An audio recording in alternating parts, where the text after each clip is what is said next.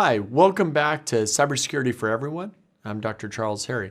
In our last video, we talked about the challenge of the threat landscape and some of the complexities with trying to understand the potential vulnerabilities, threat actors, effects, and the complex attack surfaces. In this video, I want to walk through a couple of practical examples of things that we've actually seen occur in the real world to highlight those important issues. In our first example, I want to talk about a website defacement. A website defacement, just think of it simply as graffiti on someone's web page. And so imagine someone has a web page up and they write, I don't like this particular person on top of it. And it's a very, very simple way of creating a disruption to a particular website. And in this case, we go back to the Rio Olympics in 2016, where an Iranian weightlifter had one of his best particular lifts disqualified. And there was a particular person at home, most likely an Iranian national, who decided that this was relatively unfair and had basically got online, found a vulnerability to this particular website, which was attached to the International Weightlifting Federation website. I exploited this particular vulnerability and, going by the pseudonym of Master of Pain, defaces the website and basically encourages the particular weightlifter to keep his head up and really provides more of a message of displeasement with the IWF. In this particular case, the hacker is what we would call a hobbyist, someone who frankly doesn't probably have an awful lot of skill at home, but is able to identify a particular weakness in this website and voices his displeasure. In our second example, we actually see a different type of attack with a different set of actors. In April of 2015, a French news channel, Monde TV5, was taken off the air. Soldiers guard the headquarters of TV5 in France after hackers took control of the channel and its websites. This was back in April, 2 months ago. Now, police in France say they think the cyber attack was the work of a group of Russian hackers known as APT28, and not the group calling itself Islamic State as originally suggested. It created roughly a $5.6 million financial loss for the organization, led to no access for the internet for months, and also had taken off part of the transmission network for the station for some period of time. Now, the website defacement, that graffiti on the website, was attributed to ISIS, a terrorist organization. But the evidence later pointed to a Russian Federation government activity. And this is an important example because it highlights one of the central problems in cybersecurity. We oftentimes find that certain attacks are attributed to one group or one nation, but are oftentimes perpetrated by another. And in this particular case, the effects were much more significant than the website defacement that we saw in the weightlifting defacement.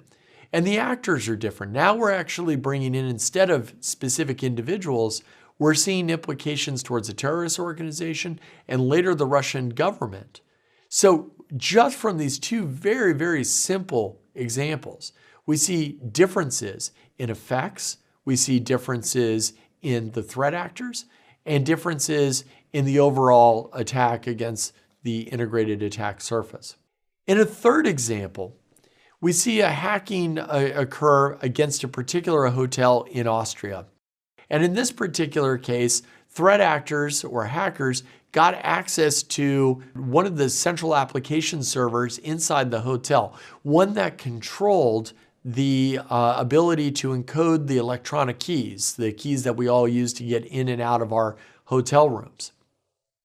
And in this particular case, the hotel lock, the keys were unable to be encoded, basically creating a large amount of disruption for all the new hotel guests that were coming into this particular hotel. And unless the hotel came up with $1,500 in Bitcoins, probably worth quite a bit more today since this happened a few years ago.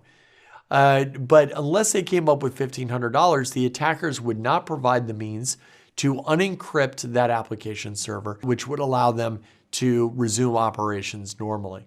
So in this case, we're not talking about a nation state, we're actually talking about criminal actors. And we're talking about particular end effects that are not about defacing a website, but it's actually creating large-scale disruption to their normal business operations. In our final example, going to Taiwan and the Taiwan Semiconductor Manufacturing Company, TSMC.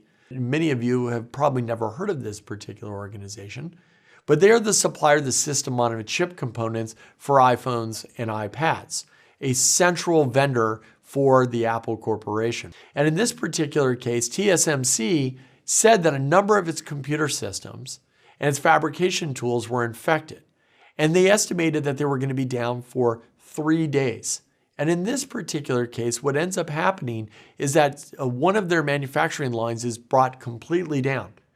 So imagine that one of the most central vendors for Apple Corporation, one of the largest companies in the world, is taken down because of a particular hack, all because a critical vendor in its supply chain is impacted. In this particular case, we don't quite know what the motive was, but the end effects were really quite significant. We see revenue loss estimated to be roughly $250 million a year, and the gross margin was estimated to affect at least 1 percentage point. So in each one of the examples that we've talked about, whether it was the weightlifting example, the defacement of the website, whether it was the attack on the French television station, whether it was the hit on the Austrian hotel, or whether it was hitting a critical vendor in Apple's supply chain.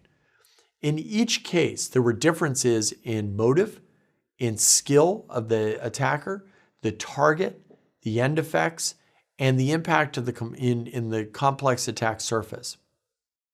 In the next video, we're going to talk about some of the practical questions and constraints faced by policymakers to address this large and complex threat landscape. Hope to see you next time.